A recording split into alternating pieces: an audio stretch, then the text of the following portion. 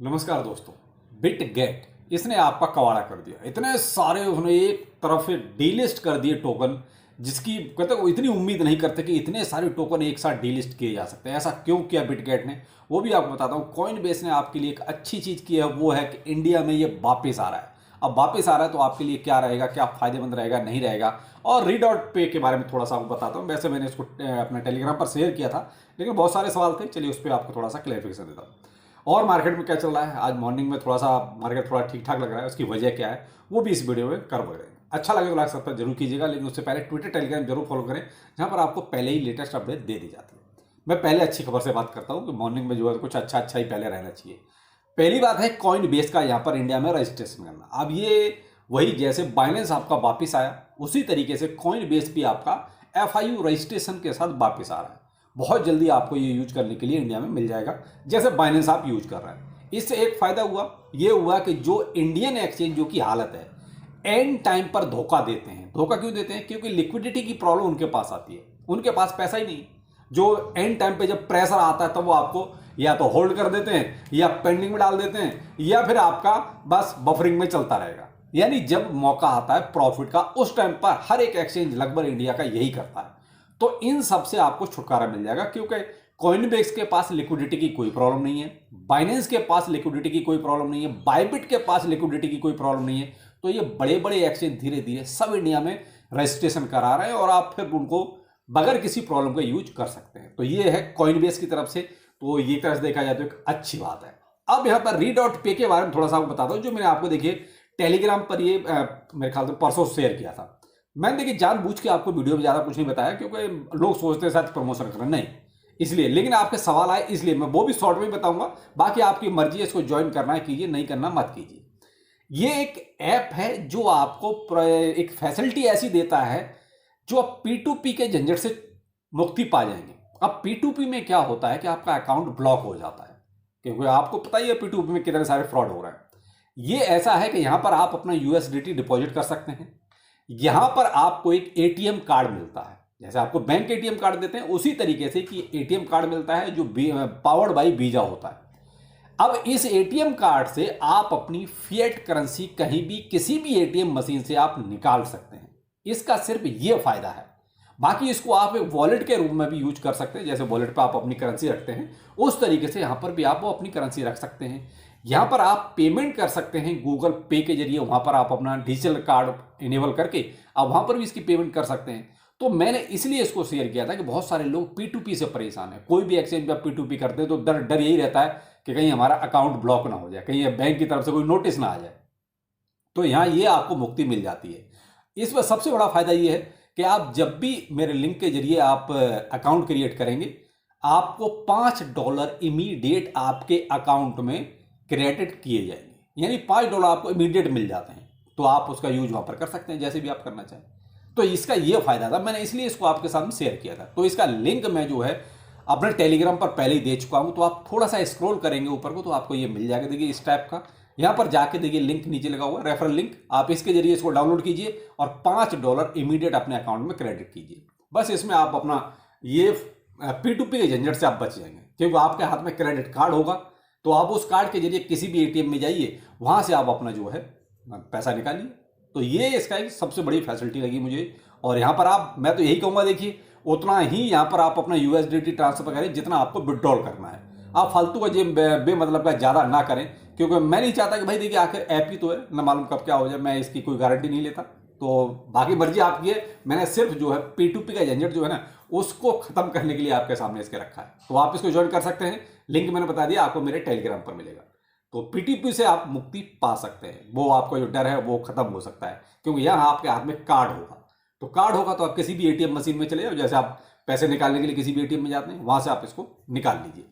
अब आते हैं बिट गेट ने, भाई देखिए कुछ अच्छा नहीं किया है, मैं तो यही कहूँगा, क्योंकि जो भी चीज़ सामने है वो बहुत गलत है। पहले तो ऐसा करना नहीं चाहिए, जब किया है तो कुछ दिन रुको भाई। 72 टोकन या कॉइन डीलिस्ट किए जा रहे हैं बिटगेट एक्सचेंज से, बहुत बड़ी लिस्ट है। 72 टोकन एक साथ एक्सचेंज से निकाल देना कोई मामूली बात नहीं है। ये पूरी की पूरी लिस्ट मैं आपको अपने टेलीग्राम पर दे दूंगा, वहां पर आप देख लीजिए क्या आपके पास भी ऐसा कोई टोकन है जो बिटगेट डीलिस्ट कर रहा है। ऐसा है तो भाई अपना देख लीजिए क्या करना है आपको, किसी दूसरे एक्सचेंज पे ले जाइए या वॉलेट पे ले जाइए। लेकिन मेन चीज़ वही है कि एक्सचेंज इतनी बड़ी बड़ी संख्या में एक साथ डीलिस्ट कर देते हैं, इससे कंज्यूमर के बारे में नहीं सोचते बिल्कुल, ये सिर्फ अपना फायदा देखते हैं। अब डीलिस्ट करने की वजह वही होती है, या तो देखिए लिक्विडिटी की प्रॉब्लम है कि जो टीम है या जो ये टोकन है उसमें कोई किसी भी तरह का बाय सेल हो ही नहीं रहा, पैसा आ नहीं रहा।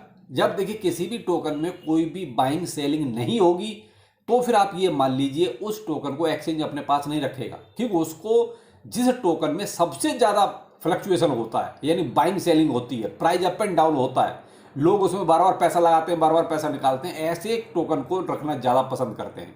क्यों? क्योंकि उनका भाई मेकर टेकर जो फीस होती है वो फीस बनती है। अब मान लीजिए कोई टोकन अगर लिस्ट हो गया और वो ऐसे ही पड़ा हुआ है, उसको कोई लेने वाला नहीं, कोई सेल करने वाला नहीं, तो उसको एक्सचेंज क्या करेगा? एक्सचेंज अपने पास भीड़ को क्यों रखेगा? तो इसी वजह से ये 72 टोकन डीलिस्ट किए जा रहे हैं। तो भाई वैसे तो इसको मैंने अपने टेलीग्राम पर शेयर कर दिया था, आप एक बार फिर भी जाकर टेलीग्राम पर इसको चेक कर लीजिए। टेलीग्राम का लिंक वीडियो को डिस्क्रिप्शन में है, वहां से आप ज्वाइन करने के बाद आप पूरी लिस्ट देख लें, जिससे कम से कम अगर आपके पास कोई है तो आप अपना शिफ्ट कर लें इधर उधर, क्योंकि डीलिस्ट करने के बाद फिर मुझे नहीं लगता यहाँ से आपको कुछ मिलना है, फिर वो आपका ही मान लीजिए जो भी पैसा फंस जाएगा। लेकिन बहुत सारे टोकन इसमें ऐसे हैं जिनका भाई हमने नाम भी नहीं सुना, ना ये देखे कि ये कब लिस्ट हुए, कब कैसे इन्होंने इनको अपने एक्सचेंज पर जगह दी। तो भाई जब जिसकी कोई हाइप ही नहीं तो आप समझ सकते हो उसमें कहाँ से पैसा आएगा। लेकिन फिर भी एक्सचेंज है भाई, कभी भी कुछ भी कर हो सकता है। देखिए मैं ये नहीं कहता कि ये बिटगेट ही कर रहा है, बाइनेंस भी करता है, सभी करते हैं। तो यहाँ प्रॉब्लम आती है उनके साथ जो लॉन्ग टर्म होल्ड हर एक टोकन में करके बैठते हैं, हर एक टोकन को खरीदते हैं तो सिर्फ इसलिए खरीदते हैं लॉन्ग टर्म होल्ड रखेंगे। भाई ये एक्सचेंज जो है लॉन्ग टर्म होल्ड आप देख रहे हैं क्या? अब डीलिस्ट होने का मतलब ये है कि लॉन्ग टर्म होल्ड वालों की स्थिति हो जाती है।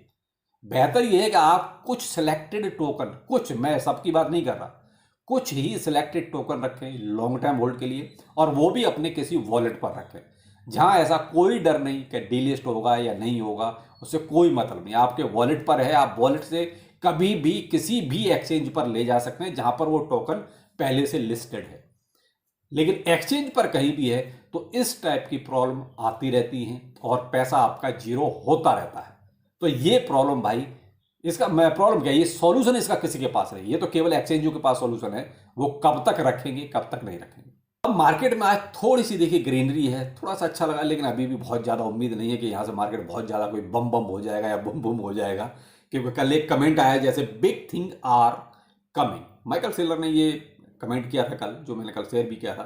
तो लेकिन इतना बड़ा कुछ अभी तक मॉर्निंग तक तो नहीं दिखाई दिया, कल शाम का ट्वीट है, लेकिन अभी मॉर्निंग तक ऐसी बड़ी बात कोई निकल के नहीं। लेकिन हाँ, 1 मिलियन BTC खरीदने की चर्चाएं जरूर चल रही हैं। सिंथिया लुमिन्स का मैंने कल ही आपको एक अपडेट दिया था कि उन्होंने क्लिप शेयर की है, तो इस तरीके की वो 1 मिलियन BTC खरीदने की बात चल रही है। अगर ऐसा कुछ होता है बाइंग का, अगर सरकार इतना खरीदती है तो मे भी यहाँ से मार्केट आपका फिर सुधार शुरू हो जाएगा।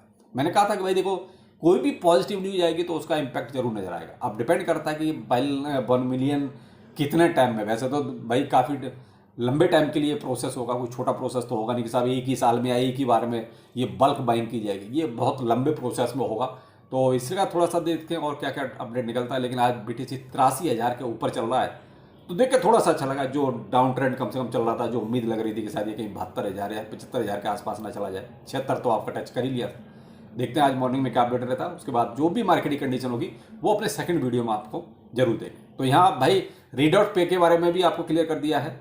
आप P2P से झंझट खत्म हो जाएगा आपका, अगर आप वहाँ से अपना एक कार्ड ले लेते हैं तो।